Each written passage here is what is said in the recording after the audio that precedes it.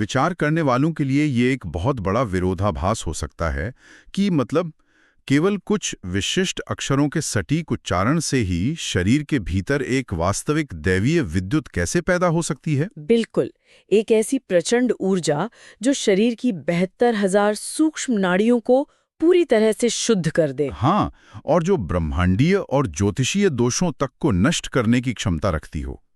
आज के इस गहन विश्लेषण का मुख्य उद्देश्य बिल्कुल यही है। सही कहा। आज हम अनीता अरविंद सराफ द्वारा संकलित गायत्री चैतन्य में दी गई जानकारियों को विस्तार से समझने वाले हैं। और सुनने वालों के लिए ये स्पष्ट करना बहुत आवश्यक है कि आज की हमारी चर्चा केवल एक साधारण प्रार्थना के इर्द-गिर्द नहीं घूमेगी। एकदम सही।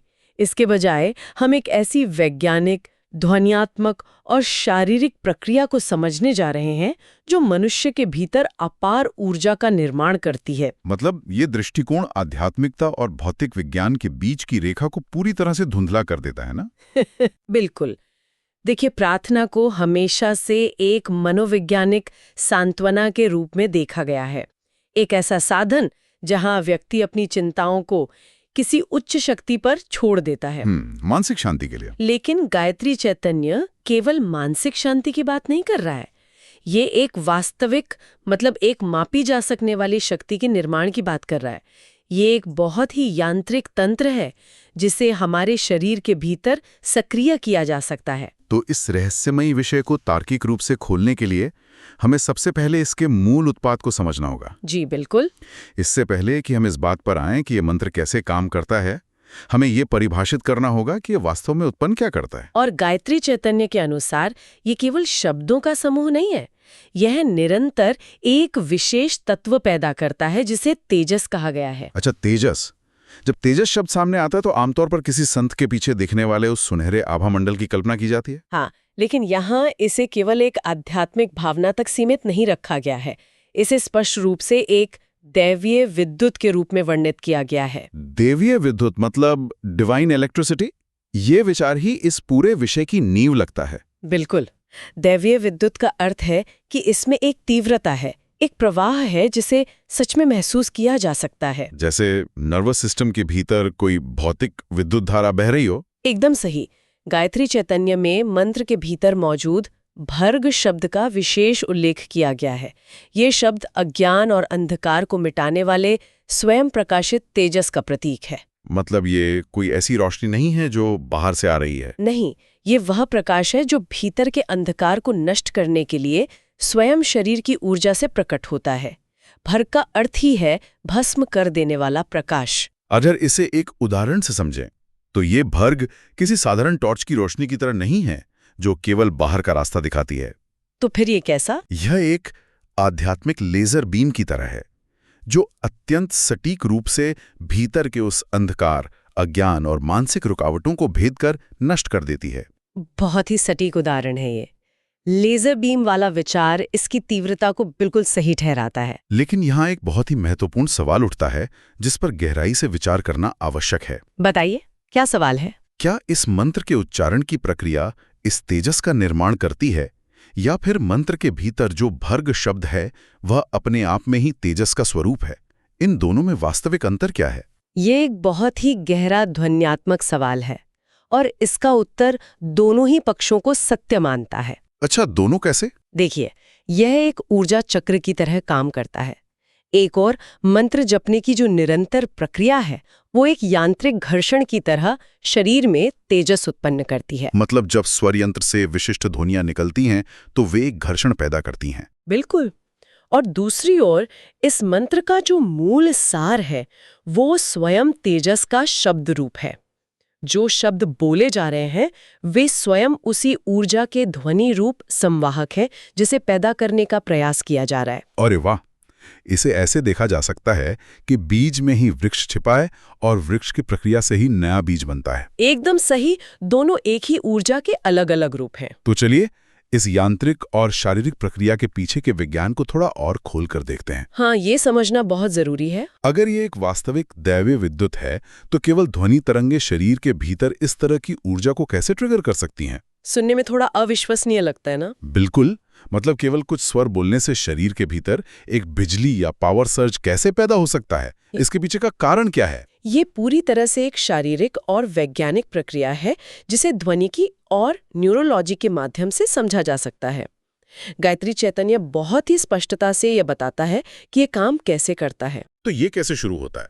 उदाहरण के लिए, जब इस मंत्र में धी अक्षर का उच्चारण किया जाता है तो उत्पन्न होने वाली ध्वनि तरंगें केवल हवा में विलीन नहीं होती। तो वे कहाँ जाती हैं? वे सीधे चेहरे की नसों, जिन्हें फेशियल नर्व्स कहा जाता है, उन पर प्रभाव डालती हैं। हर अक्षर की एक विशिष्ट फ्रीक्वेंसी होती है। अच्छा, मतलब धी अक्षर की फ्रीक्वेंसी उन नसों को एक विशेष दर पर कंपन करवाती है। बिल्कुल। यह कंपन एक यांत्रिक ऊर्जा है जो तंत्रिका तंत्र में प्रवेश करते ही एक बायो इलेक्ट्रिक सिग्नल में बदल जाती है। ये तो बहुत ही अद्भुत है। इस प्रक्रिया को एक घर की जटिल इलेक्ट्रिक वायरिंग के उदाहरण से बेहतर समझा जा सकता है। हाँ, वायरिंग का उदाहरण यहाँ एकदम सटीक बैठेगा। मान लीजिए शरीर में जो 72,000 सूक्ष्म नाड़ियां हैं, वे एक विशाल और जटिल ऊर्जा सर्किट का हिस्सा हैं। सही कहा।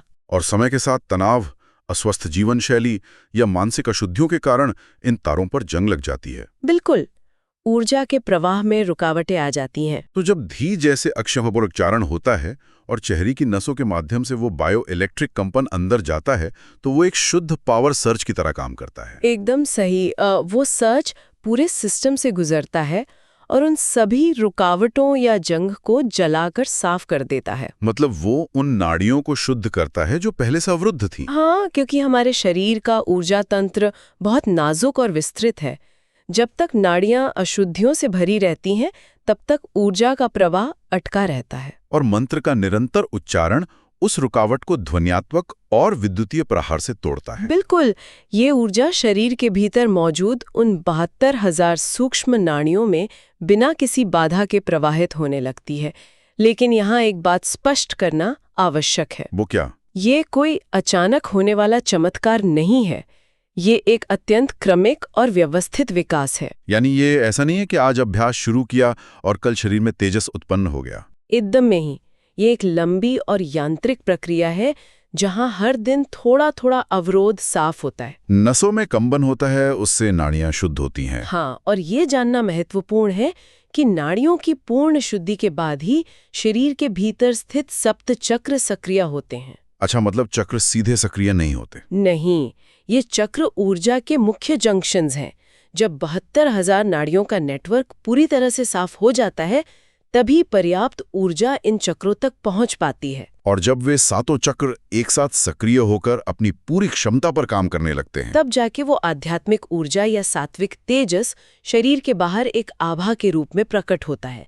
ये तेजस उस व्यवस्थित शारीरिक शुद्धि का सीधा परिणाम है। ये तो एक के बाद एक खुलने वाले तालों की तरह है।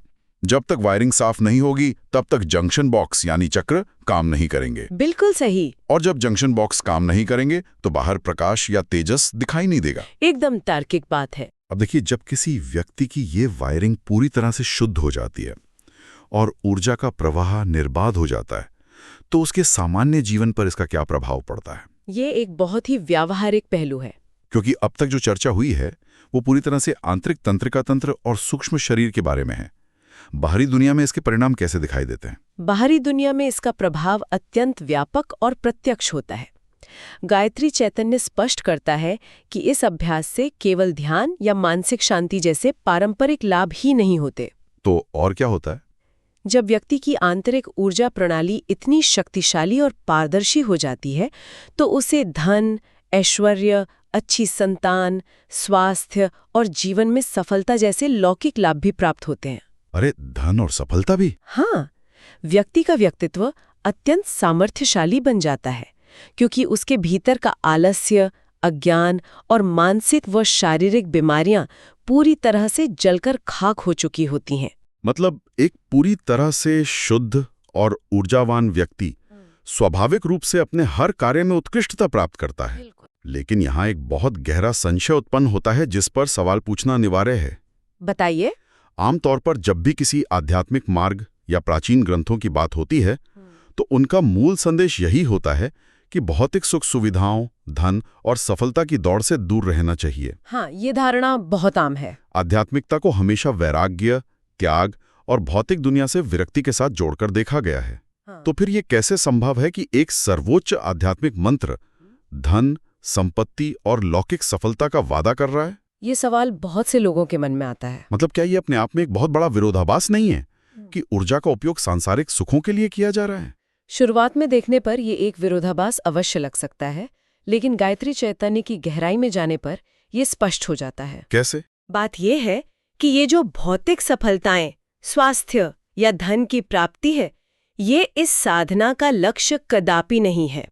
ये केवल उपफल हैं, जिन्हें बाय प्रोडक्ट्स कहा जाता है। Byproducts? हाँ, इसे एक मशीन के काम करने के तरीके से समझा जा सकता है। यह भी किसी मशीन के भीतर की सारी गंदगी साफ कर दी जाए, उसके सभी पुर्जों को अधिकतम क्षमता पर सेट कर दिया जाए और उसे सर्वोच्च गुणवत्ता की ऊर्जा दी जाए, बिल्कुल, तो वो बेहतरीन उत्पादन करेगी ही। तो सफलता वो उत्पाद है जो मानव रूपी मशीन के पूरी तरह से अनुकूलित होने के कारण अपने आप उत्पन्न होता है। इसके लिए अलग से कोई प्रयास नहीं करना पड़ता। ये विश्लेषण एकदम उचित है। जब भीतर से अंधकार, आलस्य और अज्ञान रूपी रुकावटें मिट जाती हैं, तो उस व्यक्ति के निर्णय लेने की क्षमता और एकाग्रता एकदम स्पष्ट हो जाती है। और उसका आत्मविश्वास उस स्तर पर पहुंच जाता है जहां लौकिक सफलता एक स्वाभाविक परिणाम के रूप में अपने आप खींची चली आती है। बिल्कुल, व्यक्ति सफलता के पीछे नहीं भागता, बल्कि एक उच्च ऊर्जा वाले चुंबक की तरह सफलता उसकी योग्यता का अनुसरण करती है। मतलब जो ऋषि मुनि इस ऊर्जा को जागृत करते थे, वे इस सफलता में उलझते नहीं थे। सही कहा, वे इसका उपयोग समाज के कल्याण के लिए करते थे।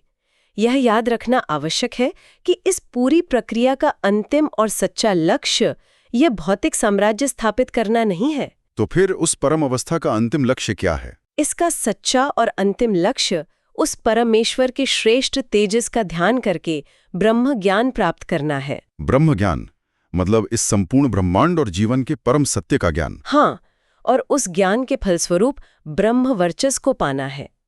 ब्रह्म वर्चस्व वह अवस्था है जहां व्यक्ति की अपनी चेतना उस सर्वोच्च ब्रह्मांडीय चेतना के साथ एकाकार हो जाती है। ये आध्यात्मिक विकास का सर्वोच्च शिखर है। बिल्कुल, ये लौकिक संपदा और शारीरिक स्वास्थ्य तो केवल उस लंबी यात्रा को पूरा करने के लिए आवश्यक साधन और बीच में पड़ने वाले पड़ाव मात्र हैं, ताकि साधक बिना किसी सांसारिक बाधा के अपनी अंतिम मंजिल तक पहुंच सके।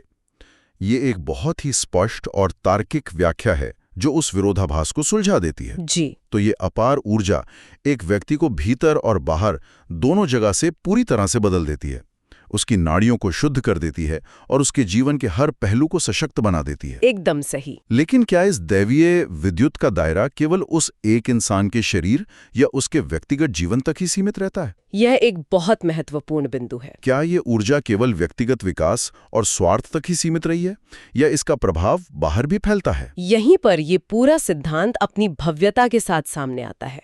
ये ऊर्जा किसी एक व्यक्ति तक सीमित नहीं रहती। तो फिर ये कैसे काम करती है? ये मंत्र मूल रूप से एक समष्टि प्रार्थना है। समष्टि का अर्थ है सामूहिक कल्याण और ब्रह्मांडीय स्तर की चेतना। सामूहिक कल्याण? हाँ, मंत्र के शब्दों पर ध्यान देने से पता चलता है कि ये प्रार्थना ये नहीं कहती कि मेरी बुद्धि को प्रबुद्ध करो, बल्कि ये नह शब्द का प्रयोग करती है। नह शब्द मतलब हमारी? बिल्कुल, जो मांग करती है कि हम सबकी बुद्धि को सही दिशा दिखाओ। ये व्यक्तिगत स्वार्थ से परे जाकर पूरे समाज, मानवता और ब्रह्मांड की चेतना को एक साथ ऊपर उठाने की मांग है। यह एक बहुत ही सुंदर और शक्तिशाली विचार है। अक्सर देखा जाता है कि लोग आध्यात्मिकता का उपयोग दुनिया से कटने के लिए करते हैं। हाँ, लोग खुद को अलग कर लेते हैं। वे खुद को बाहरी दुनिया के कष्टों से बचाने के लिए एक आध्यात्मिक बंकर बना लेते हैं जहां वे सुरक्षित रह सकें। सही कहा। लेकिन यह मंत्र बंकर बनाने की बात नहीं कर रहा है। यह एक लाइट हाउस या प्रकाश स्तंभ बनने जैसा है। लाइट हाउस की ये तुलना इस प्रक्रिया को बहुत अच्छी तरह समझाती है। एक ऐसा लाइट हाउस जो खुद तो अपनी पूरी क्षमता से चमकता ही है, लेकिन अपने आसपास के पूरे तूफान को भी शांत कर देता है और भटके हुए जहाजों को दिशा दिखाता है। बिल्कुल। जब कोई व्यक्ति अपने भीतर उस स्तर का तेजस जागृत कर लेता है, तो उसकी ऊर्जा का दायरा उसके शरीर से बाहर निकलकर वातावरण में फैलने लगता है। मतलब वो ऊर्जा वातावरण को भी प्रभावित करती है? हाँ, ये ऊर्जा इतनी विश्वव्यापी और सर्वशक्तिमान है कि इसके सामने कोई भी नकारात्मक शक्ति टिक नहीं सकती। इसे ग्रंथों में अनंत अच्युत शक्ति कहा गया है। अनंत अच्युत शक्ति। इसी संदर्भ में गायत्री चैतन्य में गायत्री संहिता के 67वें श्लोक का एक बहुत ही महत्वपूर्ण उल्लेख मिलता है। वो श्लोक किस विषय में बात करता है और इस दैवीय विद्युत से उसका क्या संबंध है? वह श्लोक इस ऊर्जा के प्रभाव क्षेत्र को परिभाषित करता है। यह स्पष्ट करता है कि इस अपार तेजस से केवल व्यक्तिगत अज्ञान ही नहीं जलता, तो और क्या जलता है? इससे अशुभ मुहूर्त, ग्रहों के दोष और खराब ज्योतिषीय योग भी भस्म हो जाते हैं। अरे वाह, ग्रहों के दोष भी? बिल्कुल। जब व्यक्ति के भीतर की फ्रीक्वेंसी इतनी उच्च स्तर पर पहुंच जाती है तो बाहरी ग्रहों या समय के नकारात्मक प्रभाव उस शक्तिशाली आभा मंडल को भेद नहीं पाते। ये बिंदु इस चर्चा को एक नई दिशा देता है। इसका अर्थ ये है कि जो ज्योतिषीय बाधाएं, ग्रहों की दशाएं या समय के दोष माने जाते हैं, वे इस ऊर्जा के प्रभाव से पूरी तरह नष्ट हो सकते हैं। एकदम सही। ये तो समय और स्थान की भौतिक सीमाओं को पार करने जैसी बात हो गई। हाँ, एक ध्वन्यात्मक तरंग से शुरू हुई यात्रा अब ब्रह्मांडीय नियमों को बदलने की शक्ति में परिवर्तित हो गई है। ये पूरी तरह से ऐसा ही है। ये मंत्र उस देवीय विद्युत को उस स्तर तक ले जाता है जहां काल और समय के दोष भी अपना प्रभाव खो देते हैं। यही कारण है कि प्राचीन काल के सभी ऋषियों ने अपना तपोबल बढ़ाने और अपने आसपास के वातावरण को अशुद्धियों से सुरक्षित करने के लिए इस मंत्र की शरण ली। मतलब ये केवल कुछ मांगने की प्रक्रिया नहीं थी। नहीं, ये खुद को एक ऐसे ब्रह्मांडी ढाल में बदलने की प्रक्रिया थी जो व्यक्तिगत साधना को ब्रह्मांडी कल्याण और सुरक्षा के साथ सीधे जोड़ देती है। ये विश्लेषण वास्तव में सोचने का नजरिया बदल देता है।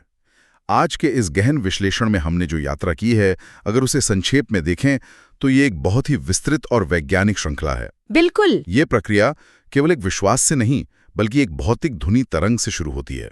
वो ध्वनि तरंग धी जैसे विशिष्ट अक्षरों के माध्यम से शरीर की नसों पर एक सटीक फ्रीक्वेंसी में कंपन पैदा करती है। हाँ, और वो यांत्रिक कंपन शरीर के भीतर की 72,000 नाड़ियों में मौजूद अवरोधों और अशुद्धियों को जलाकर साफ कर देता है। और उस गहरी न्यूरोलॉजिकल शुद्धि के बाद ही शरीर के सातों चक्र पूरी क्षमता के साथ सक्रिय होते हैं। सही कहा। इस पूरी प्रक्रिया के परिणाम स्वरूप एक वास्तविक दैवीय विद्युत पैदा होती है। वो विद्युत न केवल व्यक्ति के अज्ञान और आलस्य को नष्ट करके उसे लौकिक सफलता और अंततः परम ब्रह्म ज्ञान की ओर ले जाती है, बल्कि वो व्यक्ति से बाहर निकलकर एक ऐसी ब्रह्मांडीय ऊर्जा का रूप ले लेती है जो ग्रहों के दोषों और समय के नकारात्मक प्रभावों को भी भस्म करने की शक्ति रखती है। सुनने वालों के लिए समझना बहुत महत्वपूर्ण है कि ये जानकारी आज के तेज तर्रार समय में प्रासंगिक क्यों है। ये केवल एक प्राचीन परंपरा या इतिहास का पन्ना नहीं है जिसे हमने आज पलट कर देखा है। बिल्कुल नहीं। ये आत्मसशक्तिकरण, मानसिक स्पष्टता और सामूहिक सुरक्षा का एक बहुत ही गहरा तार्किक और ध्वन्यात्मक तंत्र है जिसे गायत्री चैतन्य में बहुत ही स्पष्टता से समझाया गया है। यह ज्ञान ये स्पष्ट करता है कि मनुष्य केवल हाड़ मांस का पुतला नहीं है, बल्कि वह एक अत्यंत जटिल और शक्तिशाली ऊर्जा केंद्र है। हाँ, यदि इस दैवीय विद्युत को सही तरीके से जागृत और चैनलाइज किया जाए तो व्यक्तिगत और सामूहिक दोनों स्तरों पर अकल्पनीय सकारात्मक परिवर्तन लाए जा सकते हैं। एकदम सही बात है। इस पूरी चर्चा को विराम देते हुए एक ऐसा विचार सामने रखना आवश्यक है जो इस जानकारी को आज की वास्तविकता से जोड़ता है। गायत्री चैतन्य के अनुसार ज्ञान केवल किताबी सूचनाओं का संग्रह नहीं है। बिल्कुल, वो एक ऊर्जा का रूप है। वो स्वयं अंधकार को नष्ट करने वाला तेजस है। तो आज विचार करने वाली बात यह है कि क्या हमारी आधुनिक शिक्षा प्रणाली, जो सिर्फ सूचनाएं, तथ्य और डेटा दिमाग में भर रही है, वो वास्तव में इंसानों को ज्ञानी बना रही है? ये सोचने वाली बात है। या वो केवल हमारी हार्ड ड्राइव भर रही है और हमारे भीतर उस दैवीय विद्युत, उस वास्तविक तेजस और उस ऊर्जा को जगाने में पूरी तरह से विफल हो रही है, जो असल में हमारे जीवन की दिशा बदल सकती है? बहुत ही गहरा प्रश्न है ये। इस गहरे प्रश्न पर विचार अवश्य कीजिएगा। आज के इस गहन विश्लेषण में जुड़ने और इस ज्ञान को समझने के लिए बहुत बहुत धन्यवाद।